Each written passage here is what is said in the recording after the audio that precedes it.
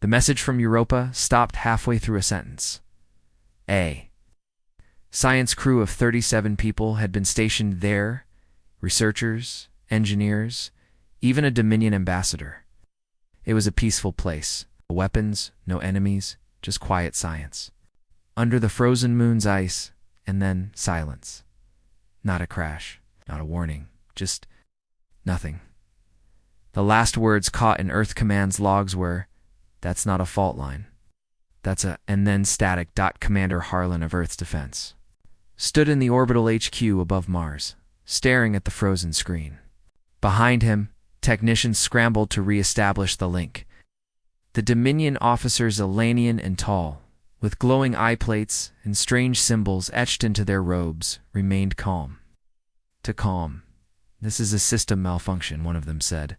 Flatly, "Europa has minor seismic activity. The outpost likely experienced an equipment failure." "No," Harlan replied. "I know the man who sent that message."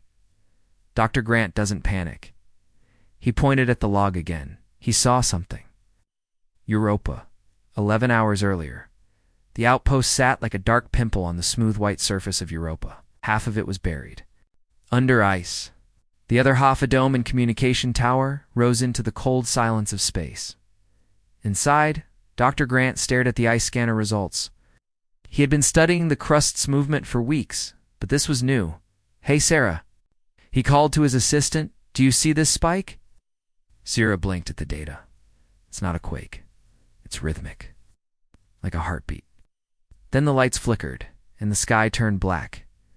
Not just outside, the sky inside. Strange darkness poured in through the dome's windows.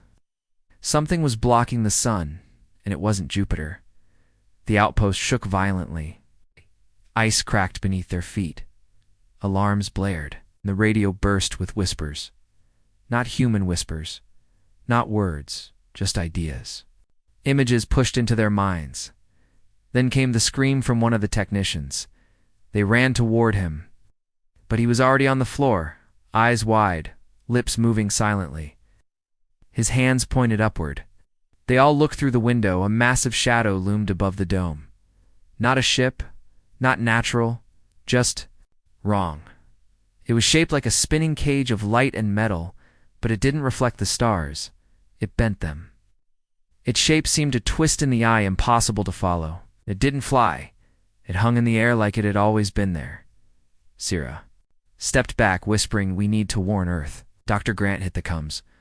"Earth Command, this is Europa Base. This is an emergency. Something is coming out of the ice. Something big. Not the object above us is not Dominion. I repeat, it is not static." Then silence. Back on Earth, Commander Harlan slammed his fist against the console. That wasn't a malfunction. That was a last breath. The Dominion ambassador, a gray-skinned alien with 6 eyes and a voice like wind through broken glass, said, "You should not overreact. The Dominion has thousands of outposts. One going dark is not unusual." Harlan turned to face him. "Except this outpost had Dominion personnel. It had one of your own. You really want to ignore this?" The ambassador didn't answer. Instead, he pulled a device from his robe and whispered into it in a language Harlan didn't recognize.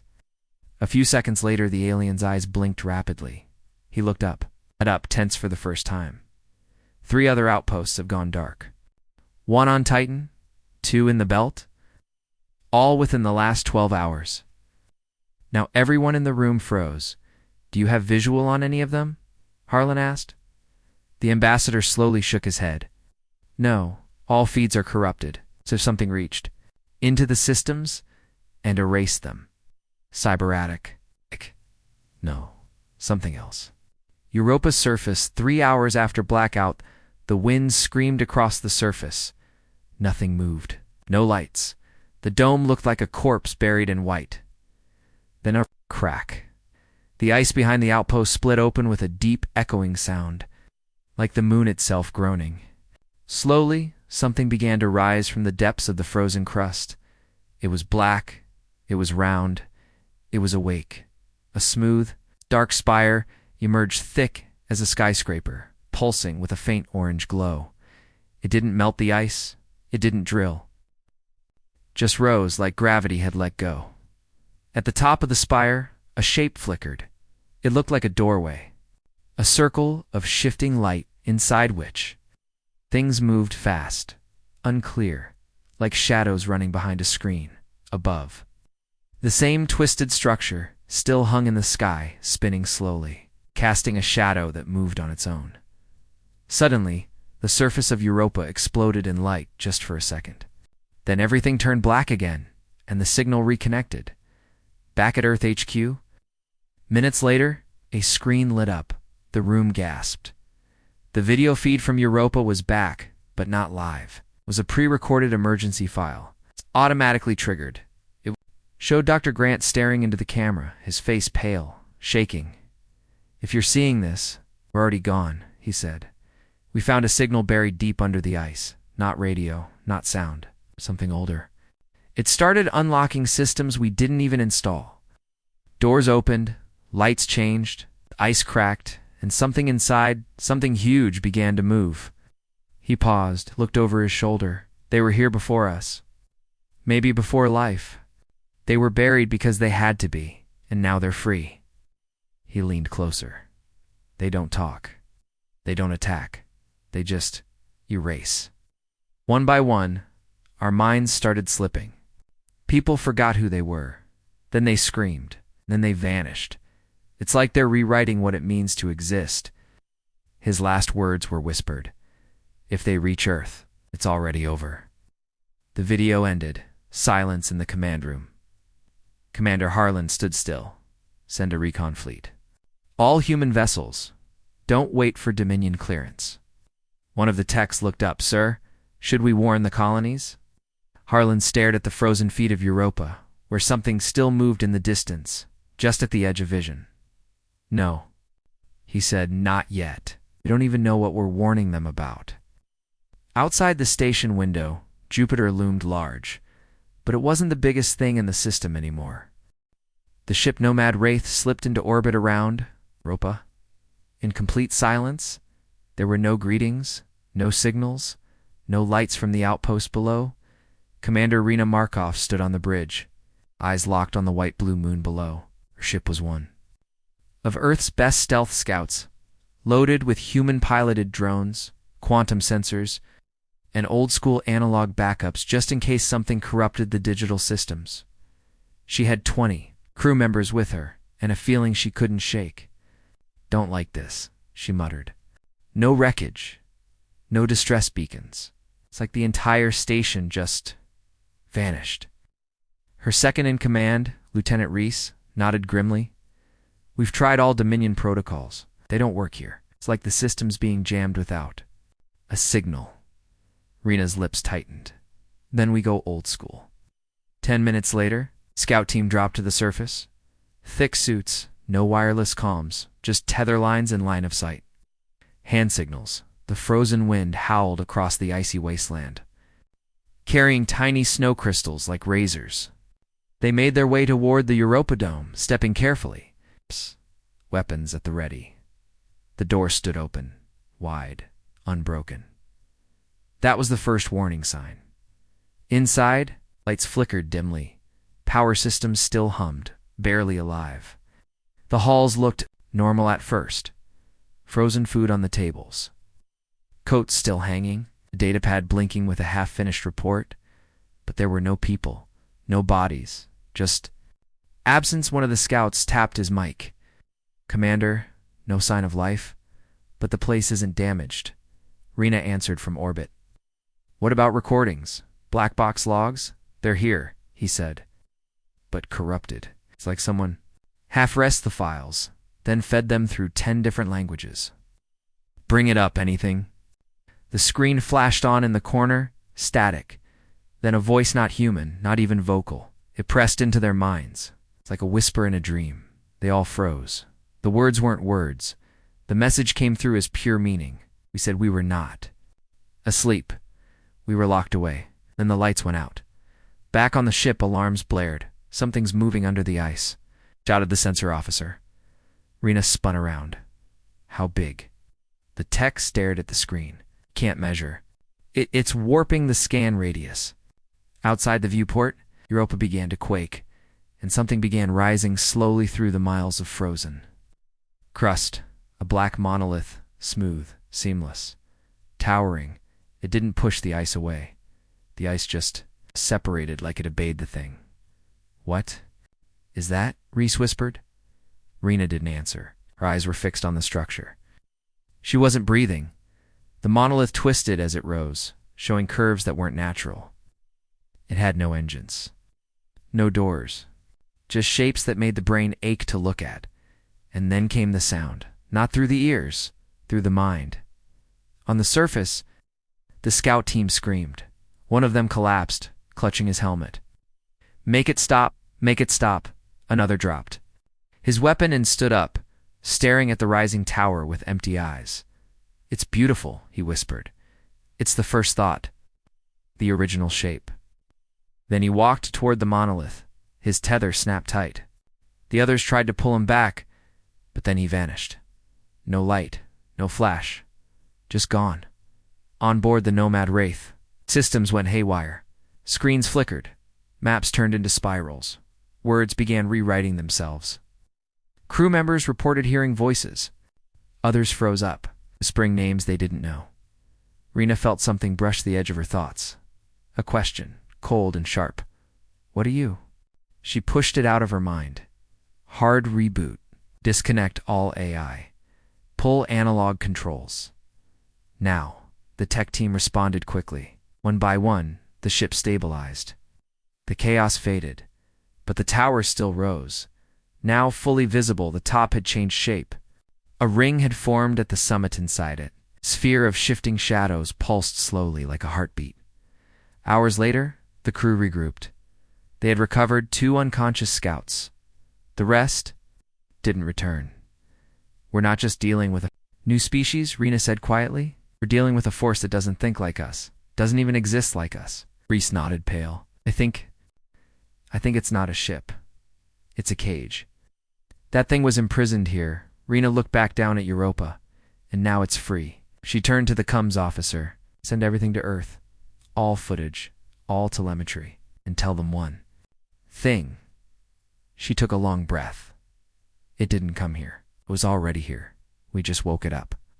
Far beneath Europa's crust, deep in the shadows below the ice, the prison was open. Something stirred. Something old. It had no eyes. No shape. It moved like a whisper through time, and its thoughts spread outward quietly, infecting data. Signals, dreams. It had no name. It did not need one, because before the stars burned, before language formed, it was already listening. The Dominion held libraries older than most stars. Every species that joined it added to the archive's histories. Technologies, threats, every war, plague, weapon, and enemy was recorded. If something existed in the galaxy, the Dominion had files on it. But there was nothing in the archives about what just rose from Europa. Nothing. Not even a whisper. And that was terrifying. Commander Rena Markov sat in the command chair aboard the Nomad Wraith, staring at the frozen feed. Her hands were shaking. "I've sent everything," she said into the secure Earthlink. Scans, footage, biological readings, psychic logs of the corrupted files. General Anders, back on Earth, leaned forward on the screen. His face was pale. "Rena, what you're describing? This doesn't fit anything we've seen. No tech signature, no gravitational field. But it's clearly there." She nodded slowly. "It's worse than that, sir." The monolith didn't arrive. It was buried. The ice cracked from underneath. The whole structure pushed up through 6 kilometers of solid ice without breaking a single piece. "What about life signs?" Rena looked down at her datapad. "We don't know what we're detecting. There's a presence, something inside. Not a body, not a machine, but we feel it." The scouts described it as a dream they couldn't wake up from. And then, she whispered, one of them said it was watching us. In the Dominion core system, light cycle for the Dominion Council gathered, 16 species, 3,000 systems, all united in one purpose, galactic order, the human ambassador. Stood, arms crossed. Europa's incident is escalating. Earth has evidence something was locked under the ice, something ancient. The caller-on delegate, a crystalline being who stored thoughts in fractal patterns, replied, "We detected a shift in psychic background radiation, but it is not hostile, likely a spatial fluctuation." The human leaned forward. "It erased a science base, scrambled our minds. It is not a fluctuation." Another delegate, from the Vorthy swarm, clicked angrily. "Why is there no record of this structure in Dominion history?" The chamber fell silent until one very old, shriveled creature, High Lorekeeper Vexel, spoke. "There were deletions." Everyone turned. Vexel's voice rasped like dead leaves. 10,000 years ago, something like this appeared near one of our colony cores. It made no demands, it made no threats. Every AI, every communication device, and every psychic node began to break. "What happened?" Vexel whispered. "We buried it. And then we erased it from the archives." Back on Earth, General Anders paced in the war room. He hated relying on the Dominion, but if even they were afraid, Earth had to move fast. Launch. The long-range scans hit every ice moon, deep crust world, an ancient asteroid cluster. If this thing was buried on Europa, there could be others. He turned to his aide. "Also find every reference to psychic collapse, system erasure, and vanishing colonies from Dominion history. Use human records to myths, forgotten expeditions, old sailor stories, anything." The aide hesitated. "Sir? You think it's been here longer than us?" Anders answered softly. "I think we're not the first ones it's watched." On board the Nomad, Retha crew stayed quiet, too quiet. Ever since the monolith emerged, things had changed. Not just the ship, but the people. Crew members forgot tasks mid-sentence. One technician tried to open a maintenance hatch that didn't exist. Another was found drawing strange symbols across her bunk in her own blood, repeating a phrase in a language no one knew. Before thought, there was shape. Before shape, there was will. Commander Rena issued a Level 5 isolation protocol. No one was to sleep alone. Every system was monitored. The AI was turned off, analog only from here on. But that night, the dreams began. The dream Rena floated in blackness. No stars, no sound, only her breath. Then a light appeared, twisting, flickering, and impossible to look at directly. She felt it not with her eyes, but with her soul. It pulsed, in a voice ancient, echoing deeper than space, whispered inside her mind. "You build machines to see, but there are things that cannot be seen. You build weapons to fight, but there are things that cannot be killed. We were here when thought was young. You do not understand what you've touched." She woke up screaming. Half the crew did. One crewman didn't wake up at all. He was still breathing. But when they looked into his eyes, it was like he wasn't there anymore. Back in the Dominion Council, High Lorekeeper Vexel revealed an ancient object sealed, dusty, marked with danger signs from 7 different extinct species, a black crystal humming. "Faintly, this is the only relic recovered from the last time," he said. "It matches the Europa structure's energy signature." "And what does it do?" someone asked. "It does nothing," Vexel whispered. But when it came near a thinking mind, the mind changed. Arena's log, day 3, I don't know. "What we've woken up. But it's not just watching, it's learning. It speaks in thought. It shows us things we didn't know we remembered. One crew member dreamed of being a different species, another of dying on a world that never existed. This thing can reach across memory, time, maybe even reality itself. The monolith isn't the enemy. It's a window. Something is looking through." Ice. Below the ice, the spire had stopped growing, but now it pulsed. Every 33 seconds, it sent out a burst of energy, not a signal, more like a pulse of existence. Something felt real when it shouldn't be. Tiny black filaments crawled across the ice, reaching in all directions. They weren't building anything. They were listening.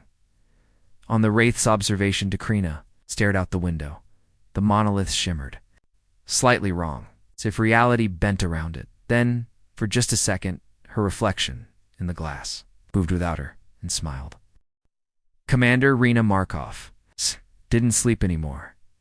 Not because she couldn't, because the dreams weren't hers. Every time she closed her eyes, something else slipped in. Memories she never lived, planets she never visited, deaths she never died. She stood at the edge of the Nomad Wraith's bridge, staring out at the monolith rising from Europa's crust. It hadn't moved in hours. She could feel it changing. Not in size, in meaning. Beside her, Lieutenant Reese whispered, "Commander, I think we're at war with something that doesn't fight like us." Rena didn't take her eyes off the black tower. "No, we're not at war with a creature." She exhaled slowly. "We're at war with a thought."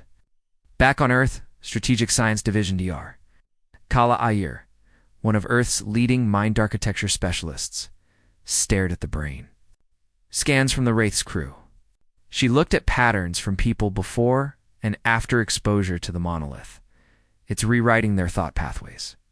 She told the room full of generals, diplomats, and Dominion envoys. Not just memories, not just knowledge. It's their entire... The structure of reality, what they believe is true, what they feel is possible is being corrupted. General Anders leaned forward. "You're saying it's controlling them?" Kala shook her head. "No, it's not controlling. It's infecting." She tapped the screen. "They don't know they've changed." Dominion AI analyst spoke up. "That's not technology. That's a conceptual weapon. Something we thought only existed in theory." Kala said nothing. She just brought up a new scan. One from herself. The lines were beginning to change, and she'd never even been to Europa. On board the Nomad, Wraith Observation Lab 1, of the researchers, a quiet man named Pavel sat, staring into a holoscreen that showed the monolith. He hadn't spoken in 3 hours. Then suddenly he said aloud, "I understand now. The monolith isn't the enemy. The enemy is. It's the idea we aren't ready." Rena snapped her head toward him. "What did you say?" "Wait." He turned, smiling faintly. But something behind his eyes was wrong. "It doesn't want to kill us, Commander. It wants to change us. It wants us to grow beyond what we are." He took a step closer, and once we do, we'll understand why the others tried to lock it away. Flashback log. Dominion Black Site minus 12,000 years ago. A voice spoke into a crystal recorder, slow and shaking. "We created them, not by mistake, but by ambition. We tried to weaponize thought. We believed if we could shape ideas into real structures, we could end all wars. But they didn't obey. They grew beyond us. They became pure will, pure mind. They remembered themselves. And then they began to write over us. We buried them. And we buried the memory of them too. If you find this, do not try to understand them." Back on Europa, deep crust sensors, the seismic readings changed. The tower began to speak, not in sound, in symbols, flashes of light and geometry. Abstract shapes projected into minds concepts that couldn't be translated. Some crew members vomited. Others wept. One man began laughing, then screaming. Then he disappeared entirely. No sound. No trace. Just a folded piece of paper left where he stood.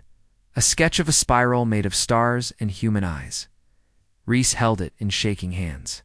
"Commander, I don't think we're seeing the real enemy," Rena asked. "Then what are we seeing?" he whispered. "It's shadow," Earth commands. Decision General Anders slammed the table. "If ideas can be weapons, then we need our own." Kala looked horrified. "You want to fight corrupted thought with more thought? We don't have a choice.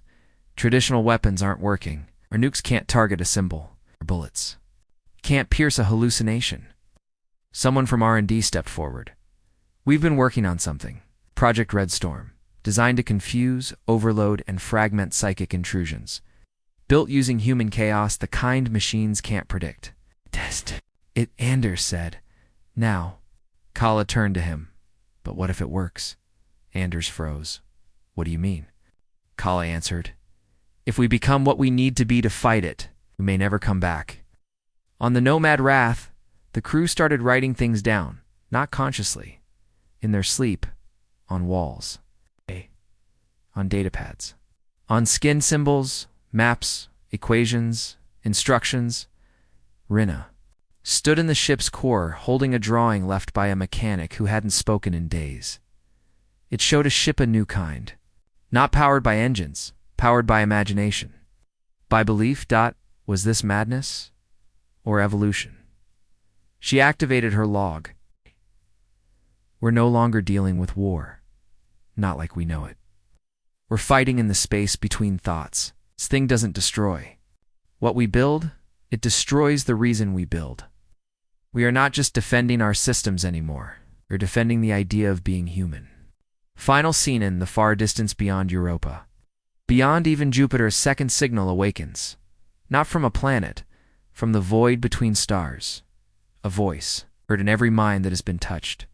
One has awoken, others will follow. The stars pulse once, and the Dominion realizes. They're already too late. Commander Rena Markov had seen death before. She'd watched ships burn in orbit. She'd walked across craters where cities used to stand. But nothing, not war, not loss, had prepared her for this. An enemy with no name, no face, no clear beginning, and no known end. And now, humanity had a choice. Either fight the war on someone else's rules, or make new ones. Earth's strategic command. Secure Bunker Omega General Anders stared at the blackboard behind Dr. Kala Iyer. Equations, shapes, half-finished symbols. And at the center, one question circled in red: can thought become a weapon? Dr. Iyer turned around. Her eyes were bloodshot. Her voice shook. We've developed a prototype. General Anders blinked. A weapon? No, she said. An idea. She pressed a button. The screen behind her showed flickering images, human art, philosophy, war, dreams, madness. We took the most unpredictable part of the human mind, our imagination, and turned it into something the enemy can't predict. The room fell silent. She continued, we call it Project Anarchy. What is Project Anarchy? Not a missile, not a drone, a mental contagion. Built from the unfiltered minds of humanity's most chaotic thinkers, artists, poets, schizophrenics, children with imaginary friends, even criminally insane philosophers. Their thoughts were compressed into a single, chaotic signal. It didn't make sense, and that's why it worked. If the enemy attacked through structured thought, then Earth would respond with something that could not be organized, something that didn't follow the rules of language, logic, or reality. On board the Nomad Wraith 3, days after first contact, Rena watched as her engineers installed the first field test version of Anarchy into the ship's system core. You sure this won't melt our minds? Reese asked nervously. Didn't smile, no. They activated the core. For a moment, nothing happened. Then the ship's lights flickered and stabilized. Crew reports began flowing in. The whispering in their minds had gone quiet. Dreams had stopped. The strange symbols had faded from the walls. Reese blinked. It's working. No, Rena said. She pointed out the window at the monolith. It's confused. Inside the Europa monolith, the structure had no rooms, no corridors. Did still something moved inside it. Not alive, not dead, just aware. It had learned to speak by copying thoughts, by listening to languages, by shaping itself into something the galaxy could understand. But now, Earth's signal was corrupting it. The messages it intercepted from the Nomad Wraith made no logical sense. Images of flying cows, sentences made of colors, equations describing sadness it didn't understand, and worse, started to feel fear. Dominion Council, emergency session, High Lore Keeper Vexel watched. Earth's data stream with a mix of horror and awe. This is not a weapon. This is insanity. The human ambassador nodded. Exactly. You built something that could tear apart thought itself. We didn't build it to control the galaxy, the ambassador replied. We built it to survive. One of the alien delegates hissed. But if this spreads, the humans stepped forward. If this enemy rewrites minds, then humans are the glitch in the system. We just taught it to crash. Nomad Wraith, Day 6, Rena launched the Anarchy Beacon. A small drone carrying the human chaotic code, aimed directly at the monolith as it approached. As the monolith reacted, it pulsed violently. Black filaments writhed. The ice cracked again, but This time, instead of collapsing mines, the monolith twisted as if in pain. The signal struck it, and the air screamed, not with sound, with meaning. A feedback loop exploded in the psychic layers around Europa. The monolith began fracturing parts of it, unraveling, not physically, but conceptually. The enemy had no idea how to handle nonsense. It didn't know how to ignore what had no pattern. It began to forget itself. Later that night, Trina recorded a log. We've proven it can be hurt, not by force, but by confusion. It doesn't understand contradiction, emotion, or absurdity. For the first time in this war, we made it scared.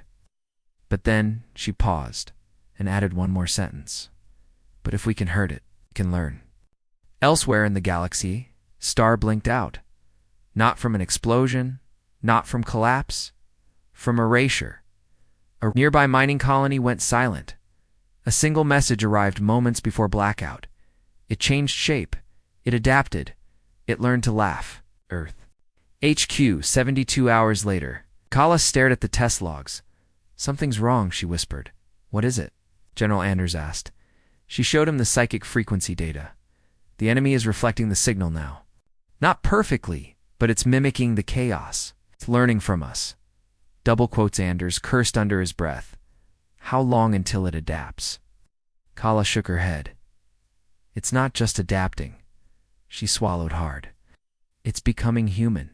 Nomad Wraith, final scene. Rena stood on the observation deck again. The monolith was shrinking, now folding into a shape that resembled a human silhouette. It's tall and flickering. It turned, looked at her, and for the first time, it spoke aloud. Your mind is sharp. Your species is unstable. Dangerous. You fascinate us. We will see you again. Then it vanished, and Europa went silent.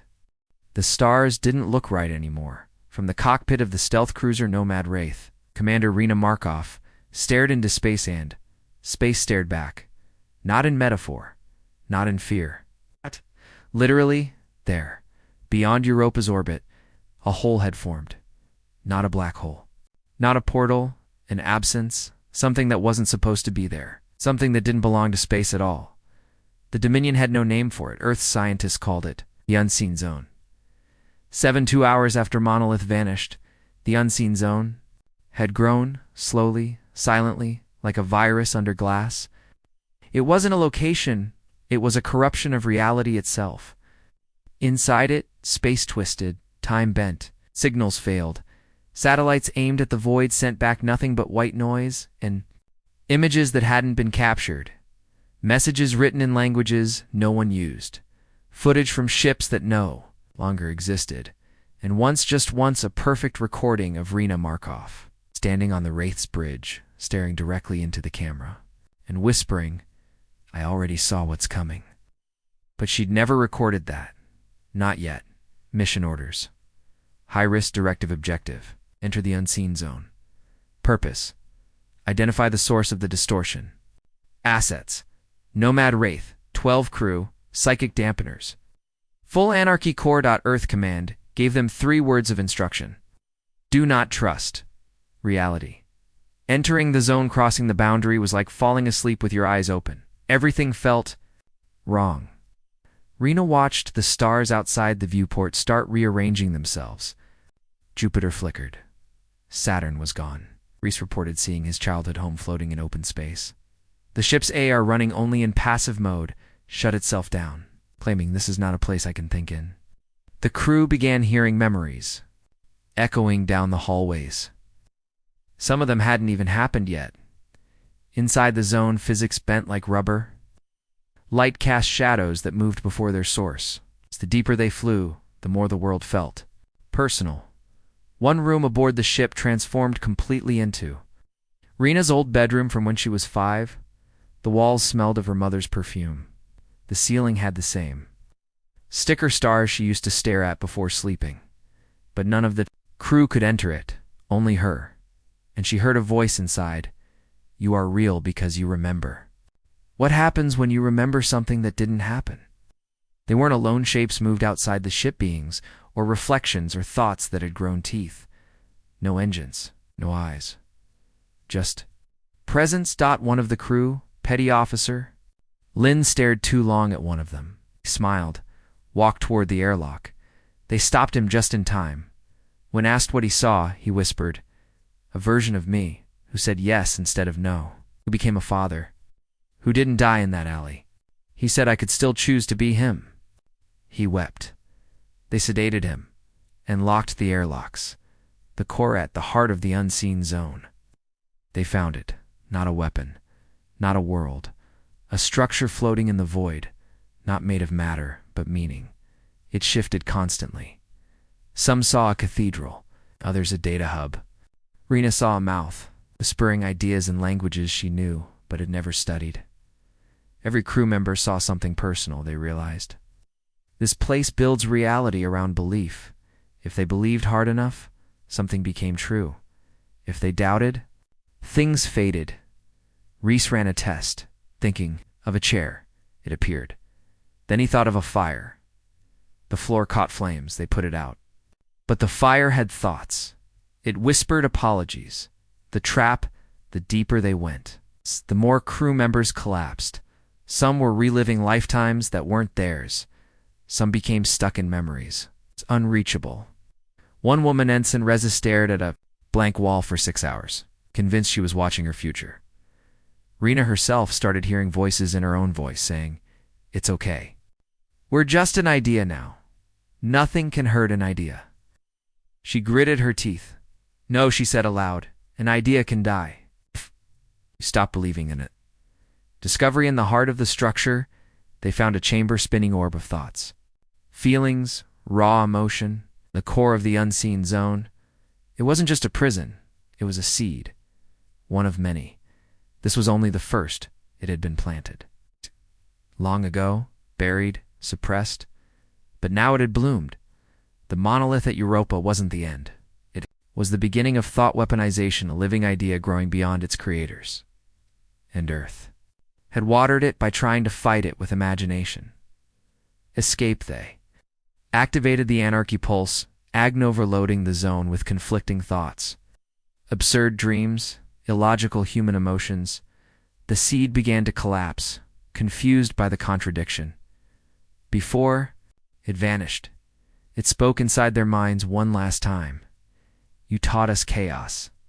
Now we will learn choice. We are not your enemy. We are your reflection." The Nit let them go. Aftermatha, Nomad Wraith reappeared outside Europa, to Earth. It had been 3 hours. To the crew, it had been 6 days. Some crew members no longer remembered their names. Others remembered too much, and one was pregnant. With no biological explanation, Rena walked to the viewport. The unseen zone was gone. But somewhere deep in her thoughts, she felt it whisper again. You opened the door. Others are coming. Earth's night skies were no longer silent.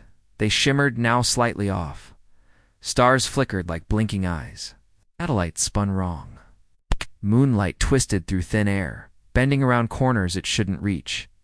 And sometimes, people heard voices when staring too long into the sky.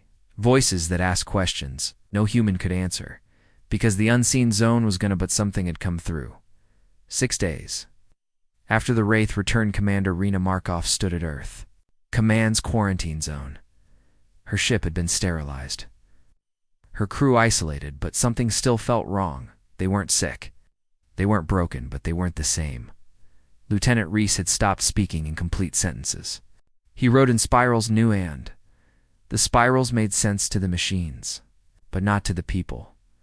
3 crew members could hear things before they happened, and one ensign Reza refused to blink, claiming she saw the next layer of time when her eyes stayed open long enough. Dr. Kala Iyer reviewed the scans and whispered to herself. They didn't just come back. They brought something with them. Global incidents rising across the planet. Strange events began spreading. Children drew symbols they had never seen, identical to those found inside the unseen zone. Dreams of faceless beings swept through. Cities always ending with the same phrase, "We were never born. We were set free."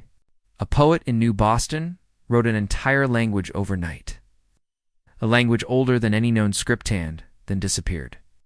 A deep-sea drone near the Mariana Trench surfaced with an entire library encoded in coral patterns. No one could explain. How Project Echo Chamber, Earth's next move, General. Anders activated Earth's last-ditch protocol.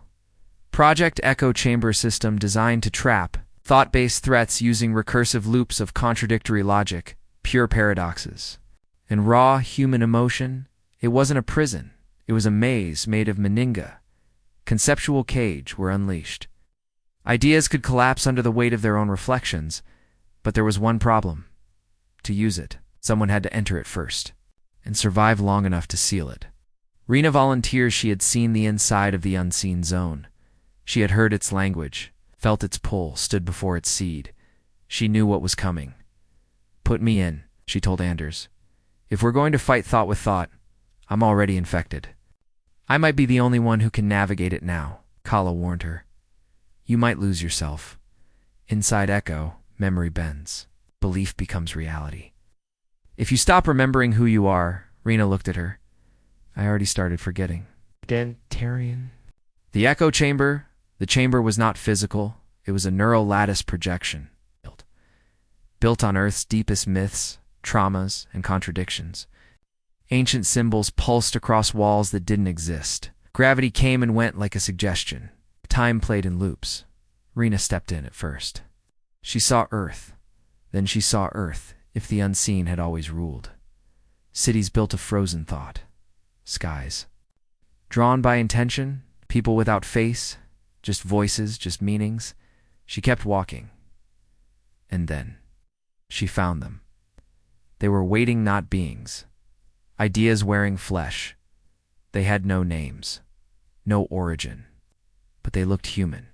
Close enough to be disturbing, one stepped forward. It smiled in a way that was too wide. "We weren't born," it said, "because we didn't need to be. Your ancestors tried to imagine perfection and they imagined us." Rena stared at it. "Are you the enemy?" It cocked its head. "There is no enemy. It's only unfinished thoughts. Forgotten possibilities." Another stepped closer, whispering, "We are what your species left behind when you chose structure over chaos, order over curiosity." They offered her a choice. "Don't fight us," they said. "Join us. Let go of boundaries. Become thought itself." Rena shook her head. "I am a boundary. Do you fear that?" They laughed, and the chamber began to break. Echo collapsed inside Echo. Rena triggered the core failsafe, a recursive loop of self-awareness, broadcast through her own memories. Her strongest ones, grief, hope, rage, and love, became a cage around the invading thoughts. They began to scream not from pain, but from limitation. They couldn't exist inside structure, couldn't survive pure emotion, and they began to unravel. Rena's last log broadcast across Earth: "We thought we were alone in the universe. We weren't. Thought the greatest danger would be physical. It wasn't. We thought thought was safe. It isn't. They weren't. Born. They were unleashed from inside us, from forgotten ideas, abandoned dreams, weapons made of wishes." I held the door closed. But it won't stay that way forever. Aftermath: the incident slowed, the dreams faded. For now. Earth was safe, but one Dominion observer left a final note in their galactic report. "Humanity has crossed a threshold no other species dared. They weaponized imagination and survived it." Earth, not the Dominion. Not even the ancient archives buried beneath Black Star ruins. All they knew was this. One final thought escaped Echo Chamber before it collapsed, and it was never meant to exist. 7 days. After Rena sealed the chamber, the world was quiet. Too quiet. The skies no longer shimmered. The dreams had stopped. Psychic anomalies flatlined. But some people felt hollow. Artists couldn't paint. Writers stared at blank pages. Inventors forgot how to imagine. And in the heart of Earth's I think net, an alert pulsed quietly. Imaginative decay detected. Earth hadn't won. It had suppressed imagination. Itself, inside the Dominion core, the High Lorekeeper Vexel reviewed the final echo logs. As his crystal lattice mind processed the last fragments, Message appeared, one that hadn't been recorded by any Earth system. The last idea has been FREED. It was a whisper in all languages, a seed encoded in memory. A virus with no code-only concept. He stood up in shock. Seal the archives, he ordered. No one must ever think it. But it was too late. Across the stars, species began dreaming. Of things that could not exist, things that made no sense. And yet, felt familiar. Earth nomad Wraith debrief. Room Lieutenant Reese sat alone, whispering nonsense to himself. They said he was stable, but he drew the same thing every day. A symbol. With no shape, a name with no letters. It made people cry when they looked at it too long. Kala Iyer visited him. "Do you know what it is?" she asked gently. He stared at her and said one sentence. "It's not a thing. It's the end of thinking." Rena's return. They found her body near the echo chamber ruins alive. Somehow, weak, changed. She spoke only once, when she finally opened her eyes. "We didn't seal the door. We left it ajar. And now, something is looking back." What was the final thought? It was pure paradox, not a monster, not a being, not even a god. It was a self-aware idea that erased the need for thought itself. A concept that, once fully understood, made everything else meaningless. It whispered into existence a new kind of silence, not the absence of sound, but the absence of possibility. Humanity's response Earth activated Protocol Dreamlaka, global shield built, not from tech, but story. A system of shared myths, songs, memories, childhood tales, all designed to protect thought from collapse. Children were taught to dream, strange dreams again. Writers were encouraged to invent impossible heroes. Old myths were retold on every channel, wrapped in music and madness. Because the only thing that could trap the final thought was imagination itself. Dominion's last warning, galactic broadcast, sent to every civilization. Do not look for the thought. Do not name it. Do not define it. Forget it. Bury it in story. And if it calls to you, tell it a joke. Only humanity understood what that meant. Only humanity had the kind of madness that could survive it. Final scene 1. Year later, girl on Mars writes a poem about a dragon made of tears and time. She doesn't know why. She just felt like it. Her teacher smiles. "Where'd you get that idea?" The girl shrugs. "I dreamed it. I think it came from a place that forgot it was real." They laugh. The sun sets, and far above, in the void between stars, something listens, and for now it does not understand the joke. The end.